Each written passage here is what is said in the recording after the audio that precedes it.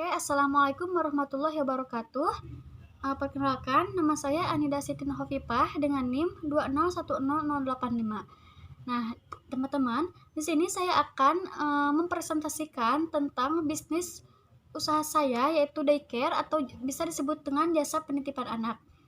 Nah, sebelum masuk ke presentasi, jangan lupa untuk like, comment, and subscribe video ini. Oke?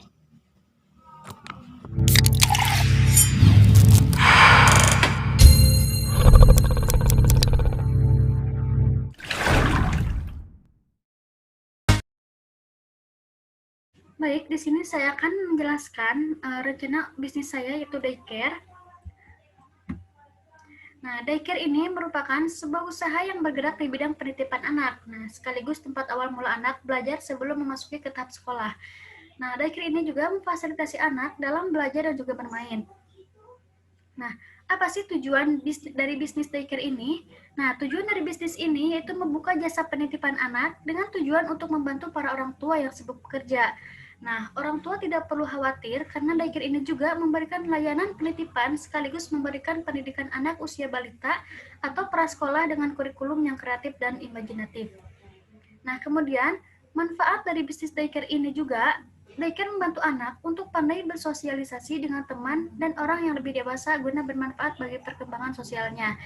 Nah, daycare memberikan kesempatan kepada anak-anak untuk bisa bersosialisasi dengan lingkungan yang ada di sekitarnya, baik dengan anak sebayanya maupun dengan tenaga kerja atau pengasuhnya.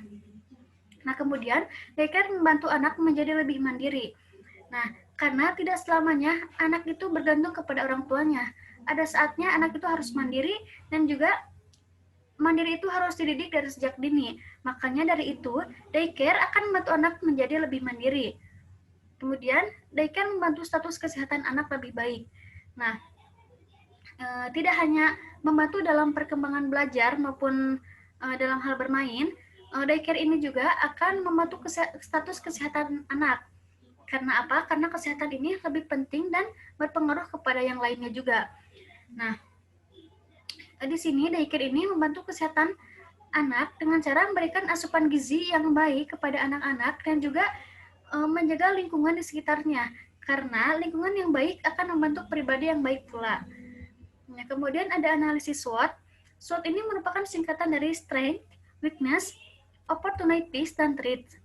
Nah, strength dan weakness ini merupakan bagian dari internal atau segala sesuatu yang berhubungan dengan usaha yang bisa kita kendalikan. Nah, kemudian ada opportunities dan threats, yaitu merupakan bagian dari eksternal atau segala sesuatu yang berhubungan dengan usaha yang tidak bisa kita kendalikan. Adapun strength dan weakness yang bisa kita kendalikan itu kekuatan dari daycare ini, daycare memberikan kesempatan anak untuk melakukan sosialisasi dengan anak-anak seusianya, kemudian memiliki fasilitas yang lengkap untuk belajar dan bermain, dan menjaga pola makan dan asupan gizi pada anak-anak. Kemudian ada weakness, yaitu kelemahan dari daycare ini, yaitu banyaknya barang yang digunakan bersama seperti buku, mainan, dan lain-lain.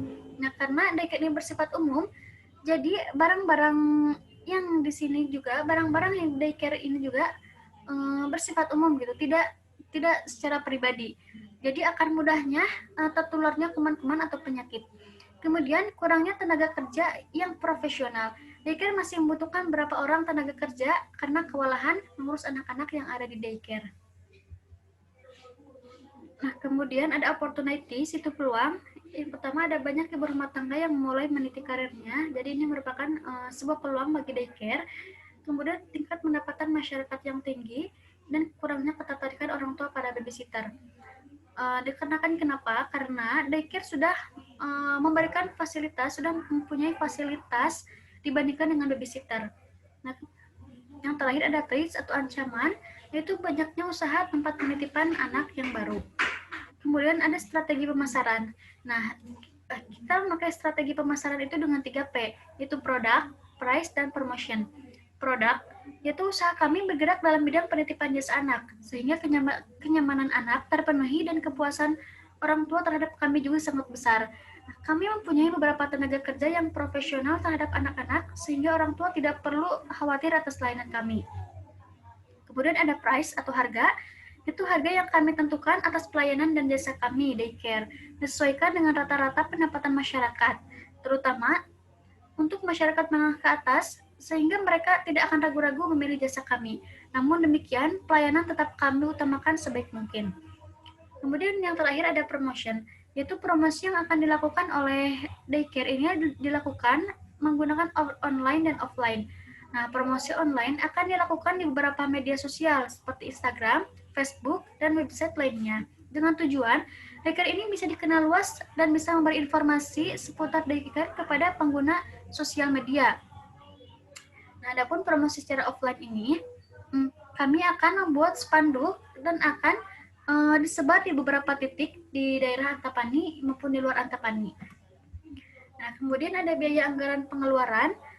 Yang pertama ada biaya pemasaran, yaitu pembuatan spanduk, harga 100.000, kemudian biaya produksi, alat belajar dan bermain, dengan harga 10 juta, kemudian ada biaya operasional, tenaga kerja dengan harga 500.000, dan juga listrik 300.000. Nah, total pengeluaran sekarang, total biaya anggaran pengeluarannya itu sebesar 19 juta. Oke, mungkin penjelasan tentang rencana bisnis daycare dari saya. Jika ada pertanyaan, boleh langsung ke email 171002@upi.edu ataupun langsung ke nomor 0823 1975 8057. Ataupun bisa kalian komen di channel YouTube ini. Oke, sekian dan terima kasih. Oke, mungkin hanya itu yang bisa saya paparkan mengenai bisnis daycare ini, mengenai apa itu daycare dan bagaimana strategi pemasaran terhadap bisnis daycare ini. Jika ingin ada yang ditanyakan seputar bisnis daycare ini, kalian boleh langsung komen di video ini ataupun boleh menghubungi nomor yang tertera di PPT tadi. Oke, mungkin cukup sekian dari saya. Wassalamualaikum warahmatullahi wabarakatuh.